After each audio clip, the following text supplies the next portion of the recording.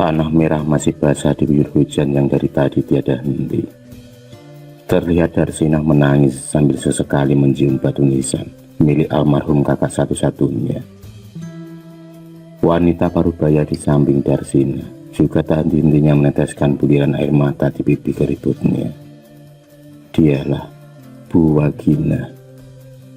Mereka adalah warga dari sebuah desa yang sangat menjunjung tinggi akan kehormatan. Kisah ini terjadi di awal tahun 90, di mana ada seorang gadis desa yang ingin meningkatkan perekonomian keluarganya. Dialah Warsini, yang tak lain adalah anak pertama dari Bu Wagina. Sore itu Warsini mengajak sang ibu mengutarakan niatnya untuk menjadi TKW di Arab Saudi. Darsinah yang waktu itu masih duduk di bangku SD, belum bisa mencerna dengan baik apa itu TKW. Darsinah hanya bisa melihat kakaknya bersimpuh memohon izin pada ibunya agar diperkenankan untuk mengadu nasib di negeri orang. Tetesan demi tetesan air mata tumpah diiringi pelukan hangat keluarga.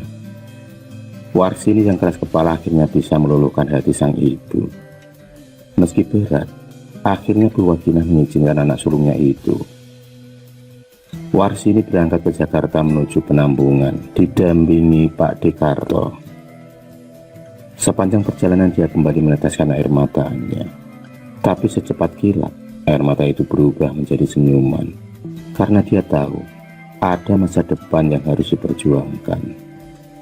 3 bulan, setelah penantian panjang akhirnya apa yang dia cita-citakan pun segera tiba.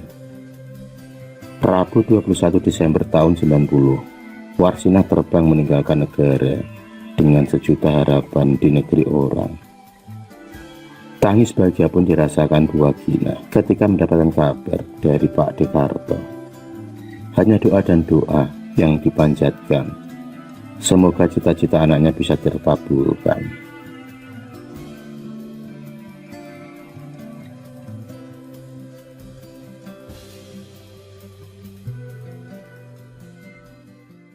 Hari demi hari, bulan demi bulan, kabar Warsini pun tak kunjung datang. Hingga tak sengaja Bu Wagina mendengar sebuah perbincangan di televisi antara narasumber dan pembawa berita. Mereka mengatakan kalau banyaknya kasus pemerkosaan atau kekerasan seksual terhadap tenaga kerja rumah tangga di Arab Saudi dikarenakan orang-orang Saudi menilai pembantu rumah tangga setara dengan budak wanita atau amatun. Ironis memang, tapi itulah kenyataan yang banyak terjadi di kalangan buruh migran di Arab Saudi. Meski tak semuanya sama, perasaan Bu Wagina semakin tak karuan. 5 bulan sudah, Warsini tak ada kabar. Di negara yang berbeda, tampak Warsini berkeluh kesah. Dia mendapat majikan yang sangat kaya raya. Terkadang baik, tapi terkadang juga bengis. Hanya bayang-bayang ibu dan juga adiknya lah penyemangatnya dalam segala hal. Untuk yang pertama kalinya, Warsini dapat mengirim surat dan sejumlah uang untuk keluarganya di desa. 1 tahun pun berlalu. Berkat kegigihan dan kesabaran Warsini, akhirnya Darsinah dapat sekolah menengah pertama impiannya. Ibu Wagina yang juga mulai sakit-sakitan membuat Warsini tetap bertahan meski perlakuan majikan laki-lakinya yang seperti hewan. Hampir setiap hari dia mendapatkan kekerasan seksual. Ingin sekali Warsini berontak, tapi usahanya itu sia-sia. Karena lemahnya perlindungan TKW di Arab Saudi membuatnya tak bisa berbuat banyak selain meminta cuti pulang.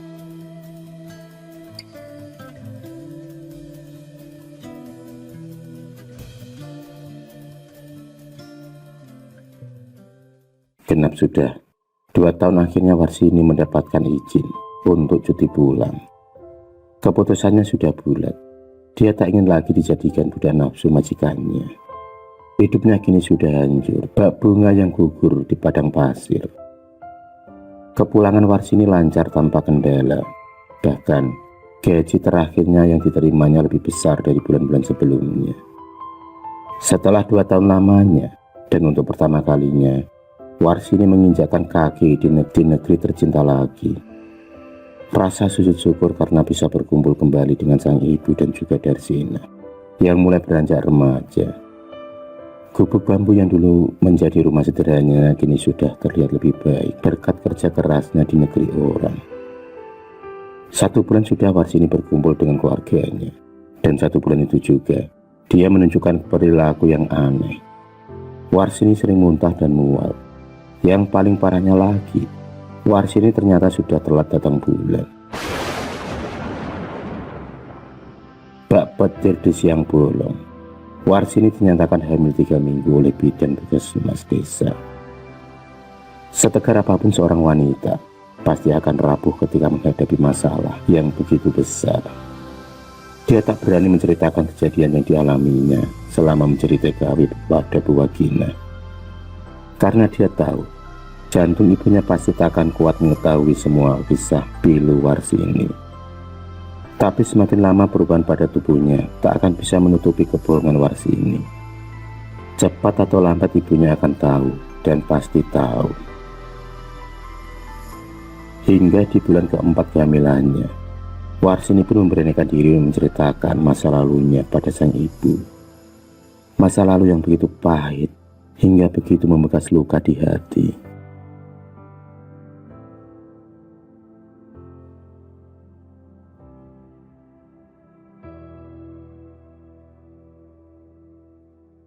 Hingga akhirnya kehamilan Warsini yang di luar nikah diketahui oleh warga desa. Mereka menganggap kehamilan Warsini adalah sebuah aib besar yang bisa berakibat buruk pada ketentraman warga desa. Tepat pada kehamilan Warsini yang ke-7 bulan, warga tanpa ampun berbelas kasihan mengarahnya ke balai desa untuk diadili. Tubuhnya yang lemas tak berdaya terus saja diseret. Cacian dan makian terlontar dari mulut warga, seolah Warsini adalah seorang wanita pendosa besar. Tangisan dan teriakan Darsina dan Ibu Wagina tak dihiraukan oleh para warga. Bahkan mereka menganggap keluarga Bu Wagina adalah sebuah kutukan dari Tuhan. Darah segar mulai mengalir di kaki Warsini. Wajahnya pucat dan mukanya lebam karena mendapat perlakuan kasar dari para warga. Begitu beratkah cobaan dari Tuhan? Warsini pingsan tak sadarkan diri karena dia mengalami pendarahan hebat. Setelah dilarikan ke puskesmas terdekat, akhirnya Warsini pun dinyatakan meninggal. Warganya bisa menunduk merasa bersalah. Tak sepantasnya perlakuan kasar diberikan pada Warsini yang hanyalah seorang korban dari laki-laki durjana dan bejat. 1 bulan setelah meninggalnya Warsini, desa tersebut berubah mencekam setiap malam tiba. Suara-suara aneh sering muncul di keheningan malam.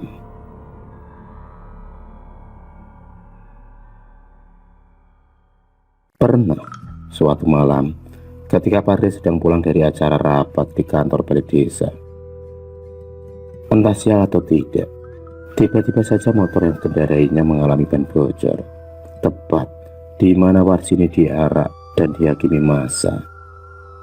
Dan sialnya lagi, tak ada satu orang pun yang lewat pada jam yang masih menunjukkan pukul 7 malam. 30 menit Pak RT sendirian di tengah jalan.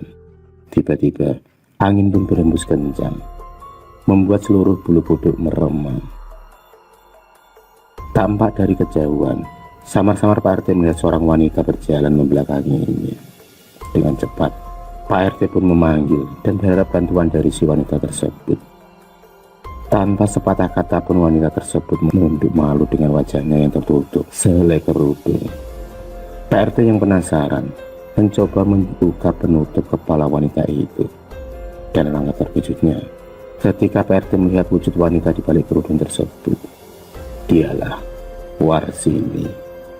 Pak RT pun lari tunggang langgang meninggalkan Warsini yang terus tertawa cekikikan. Lain halnya dengan Rasmaji ketika sedang melakukan ronda, karena akhir-akhir ini sering ada laporan dari para warga tentang arwah Warsini yang penasaran, maka ronda malam digencarkan demi kenyamanan para warga desa. Rasmaji laki-laki bertubuh gagah, sangat kenal pemberani dalam segala hal. Tapi malam itu nyalinya pun menciut setelah melihat sosok Warsini bergelantungan di atas pohon mangga sambil memangku bayinya. Arwah Warsini terus saja tertawa cekik-cekikan. Matanya tajam menatap ke arah Rasmaji, salah satu laki-laki yang dengan tega menyeret tubuhnya sejauh 2 km itu menjadi sasaran kedua Warsini.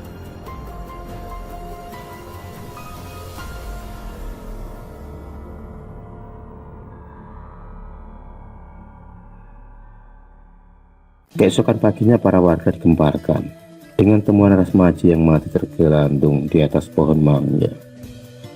Lidahnya yang menjulur dengan matanya yang melotot membuat para warga sekitar percaya bahwa arwah Warsini datang untuk menuntut balas dendam. Setelah kejadian-kejadian di luar nalar itu, para warga pun sepakat untuk mencari jalan keluar, yaitu mendatangi keluarga almarhum untuk meminta maaf dan memberi santunan. Dan dibantu seorang kiai, warga diminta untuk selalu menebarkan bunga di jalanan tempat almarhum Warsini menghembuskan nafas terakhirnya. Tak lupa, doa pun dipanjatkan agar Warsini tenang di alam sana. Al-Fatihah untuk Warsini, korban dari sebuah keegoisan dan juga tradisi desa. Semoga tak ada lagi Warsini-Warsini yang lain yang menjadi korban.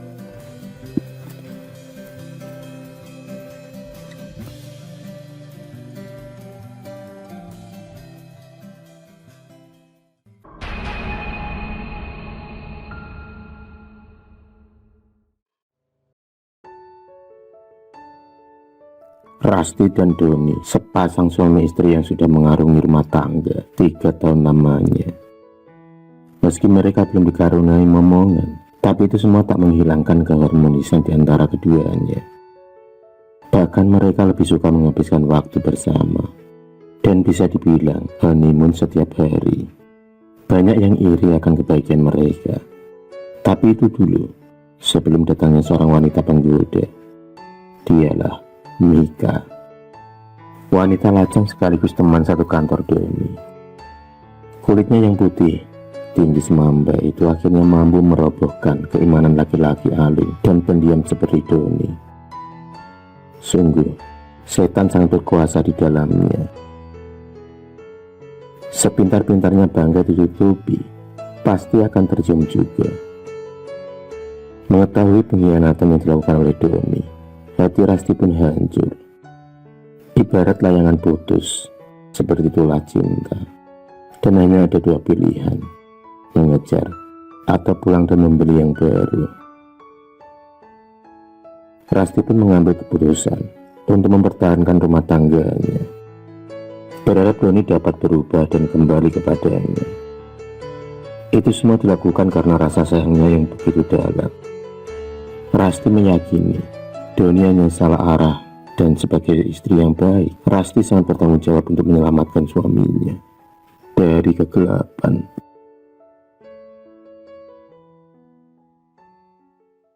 Meski rumah tangganya kini sedang diuji, tapi dia mampu menutupi segala permasalahannya dari keluarga. Semua butuh waktu dan proses. Hanya Tuhanlah tempat berpasrah diri. Semua dikembalikan kepada Yang Maha Kuasa. Sore itu, tiba-tiba hati Rasti merasa tak tenang. Ada perasaan ganjal yang terus saja bersemayam dalam dadanya. Bu Marni, yang tak lain adalah ibu mertuanya, selalu ada dalam pikirannya. Jam sudah menunjukkan pukul 4 sore. Jantungnya semakin berdetak kencang, seolah ada sesuatu yang terjadi. Tanpa pikir panjang, Rasti pun bergegas menuju rumah Bu Marni. Dengan mengendarai motor metiknya, dia rela melajukan dengan kecepatan penuh. 20 menit kemudian sampailah dia di rumah sederhana milik mertuanya itu. Dan benar saja, pintu utama terbuka lebar. Tampak Bu Marni kesakitan di lantai. Dadanya seolah merasakan sakit yang luar biasa. Ayah mertuanya sendiri mencoba untuk menenangkan istrinya, tapi Bu Marni dengan cepat menepis tangan suaminya yang dinikahi 30 tahun yang lalu itu. Mata Bu Marni terus saja menatap tajam ke arah Pak Bambang, seolah ada kemarahan yang begitu dalam. Rasti yang tampak kebingungan segera menelepon ambulan. Tapi sayang, nyawa Bu Marni tak bisa diselamatkan. Doni yang datang tepat di mana ibunya mengembuskan nafas terakhirnya dapat melihat kejanggalan-kejanggalan yang dilakukan oleh ibu kandungnya itu. Di detik terakhirnya, Bu Marni sempat menarik kerah Pak Bambang.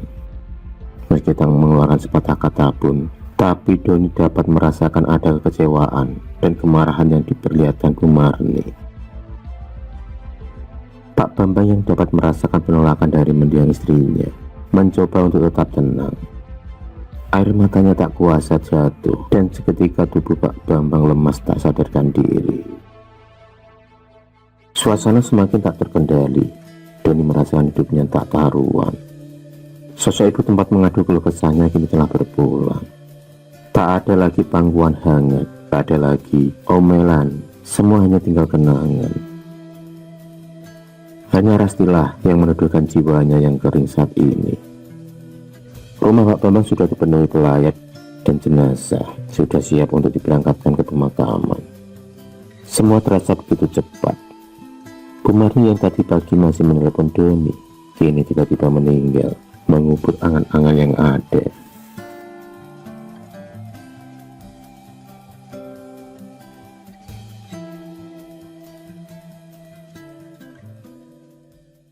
Tak terasa 7 hari sudah Bu Marni meninggalkan dunia ini. Doni dan Rasti pun memilih untuk tinggal sementara di kediaman orang tuanya. Karena bagaimanapun juga, Pak Bambang pasti merasa terpukul dengan kepergian istrinya itu. Malam itu, Rasti sedang menyeduh kopi untuk suami dan ayah mertuanya. Tiba-tiba, angin pun berhembus dari luar. Bunga di taman saling bergoyang. Samar-samar, dari kejauhan tampak sosok wanita tua berkonde duduk di ayunan. Sosok itu sama persis dengan mendiang Bu Marni. Rasti belum juga yakin dengan apa yang dilihatnya. Dia pun berulang kali mengucap kedua matanya. Baru saja dia mau memanggil Doni, sosok itu tiba-tiba menghilang. Hal yang sama juga dialami oleh Doni. Dia pun merasakan kehadiran sang ibu saat sedang duduk di depan televisi. Kursi goyang yang biasanya menjadi tempat kesukaan Bu Marni tiba-tiba bergerak dengan sendirinya. Dan hal itu pun membuat Doni ketakutan. Pukul 10 malam suasana rumah sepi dan hening. Baru saja Rasti memejamkan matanya, tiba-tiba terdengar suara tangisan dari seseorang. Dengan memberanikan diri, Rasti dan Doni pun melangkahkan kakinya keluar kamar. Dengan mengendap-endap dan diiringi jantung yang terus berdetak kencang. Biar terdengar sesuatu yang jatuh dari meja. Dan benar saja, ketika diperiksa ternyata foto figura kecil ibu dan ayahnya yang tak sengaja dijatuhkan kucing kesayangan Bu Marni. Pertanda apakah ini? Tanya Doni di dalam hati. Setelah pecahan kaca itu dibersihkan, mereka pun kembali untuk tidur. Tapi Doni masih belum bisa memejamkan matanya. Kenangan sosok ibu yang penuh kehangatan kembali mengusik pikirannya. Hingga tak terasa air matanya pun menetes. Rasti mencoba untuk menenangkan kalau semua adalah milik Allah dan pasti akan kembali kepada Allah.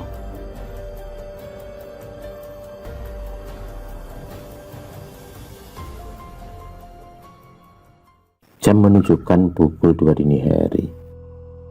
Rasti dan Doni terlelap dalam tidurnya. Tiba-tiba mereka dibangunkan oleh suara gaduh seperti orang yang sedang bertengkar hebat. Dan suara itu berasal dari kamar ibunya. Mereka pun kembali dibuat senam jantung. Mereka kembali mengendap-endap dan mengintai suara kegaduhan tersebut. Pintu pun dibuka perlahan. Tapi nihil, tak ada satu orang pun di dalam. Hanya ada suara jam beker yang tergeletak di atas meja.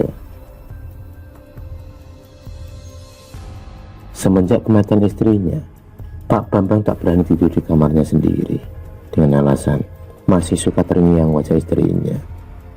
Dan dia sendiri memilih tidur di kamar tamu, ditemani sopir pribadinya. Malam berganti malam, dan suara gaduh itu pun sering terdengar. Doni yang mulai penasaran mencoba bertanya pada ayahnya, karena semenjak kepergian Bu Marni, Pak Bambang sering menunjukkan sikap yang aneh. Dia selalu ketakutan. Bahkan dalam mimpi pun Pak Bambang merasa dihantui oleh sosok Bu Marni. Dan kesaksian itu diceritakan oleh Mas Cipto, sopir pribadi dari Pak Bambang. Hampir setiap hari Pak Bambang menjadi ketakutan sambil berteriak meminta ampun.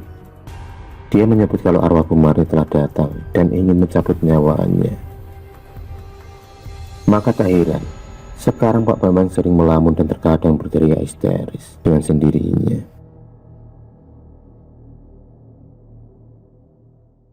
Mendengar penuturan dari Mas Cipto, Doni pun semakin bingung kejadian apa yang sebenarnya terjadi, dan butuh waktu sampai 40 hari lamanya kenyataan pahit itu pun baru terkuat. Pak Bambang yang awalnya tertutup perlahan membuka suara dan mulai menceritakan kejadian 5 bulan yang lalu ketika tak sengaja ada wanita muda mencoba menggoda Pak Bambang, dan wanita itu pun berhasil menggodanya. Bahkan wanita itu berani menggerogoti harta Pak Bambang sedikit demi sedikit. Pak Bambang pun mulai lupa diri, bahkan sering melakukan kekerasan pada Bu Marni. Semakin hari wanita itu semakin melonjak dengan minta dibelikan barang-barang mewah. Dan bodohnya Pak Bambang seperti kerbau yang dicongak hidungnya. Apapun permintaan wanita itu akan segera dipenuhi oleh Pak Bambang. Bu Marni yang mengetahui suaminya serong mencoba memarahinya. Tapi bukannya sadar, Bu Marni malah mendapatkan tugu mentah dari suaminya. Uang rekening Pak Bambang mulai menipis dan tagihan kartu kredit pun di mana-mana. Tapi wanita itu masih saja meminta barang-barang mewah. Hingga akhirnya Pak Bambang terkena hasutan wanita itu untuk menggadaikan sertifikat rumah. Dan disinilah petaka Bu Marni dimulai. Pak Bambang secara paksa mengambil sertifikat rumah milik Bu Marni. Dan tentu saja Bu Marni tidak memberikannya.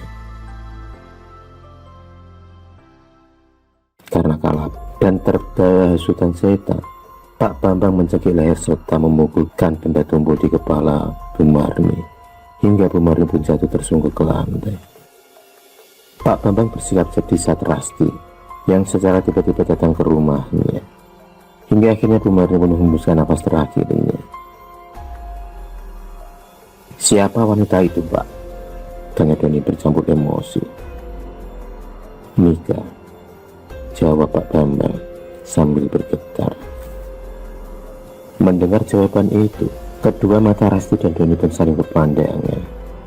Dia tak menyangka wanita ular itu tak hanya merusak rumah tangganya, tapi juga rumah tangga orang tuanya.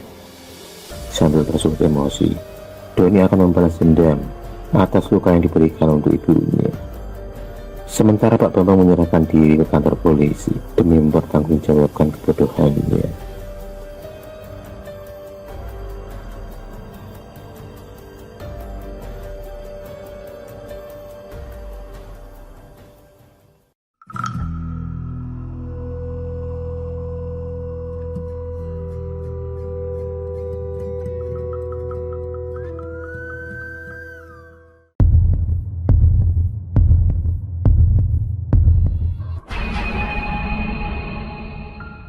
Terima kasih sudah menonton video cerita bergambar ini.